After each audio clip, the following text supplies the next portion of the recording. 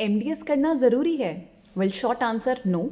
अब सुनिए explanation. BDS के बाद हमें काम बहुत कम आता है और हमें अपनी स्किल इन्हांस करनी पड़ती है, जगह जगह पे काम करके, सीख के, कोर्सेज करके या एज एन एसोसिएट हम सीखते हैं।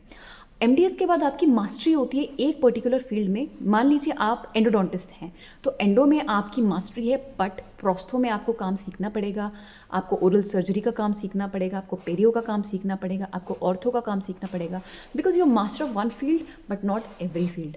जनरल डेंटिस्ट्री में क्या होता है, अगर आप बीडीएस के बाद अपना क्लिनिक सेटअप करते हैं एक आध साल प्रैक्टिस करने के बाद, तो आपको जनरली एक तो प्रैक्टिस मैनेजमेंट आती है, क्लिनिक मैनेजमेंट आती है, पेशेंट कम्युनिकेशन आती है, और आपको सभी काम आते हैं बेसिक करने। और जहाँ पे आपको लगता है कि आपके हाथ से बाहर है, वहाँ पे आप अपने कंसल्टेंट्स को बुला सकते हैं। दोनों ही अच्छा है, बीडीएस के बाद भी उतनी ही सक्सेस रेट है, एमडीएस के बाद भी उतनी सक्सेस रेट है।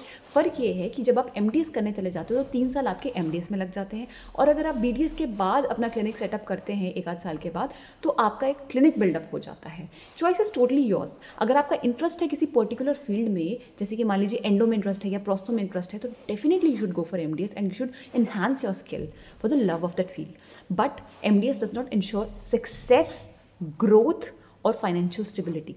What ensures success, growth and stability is your continuous learning attitude.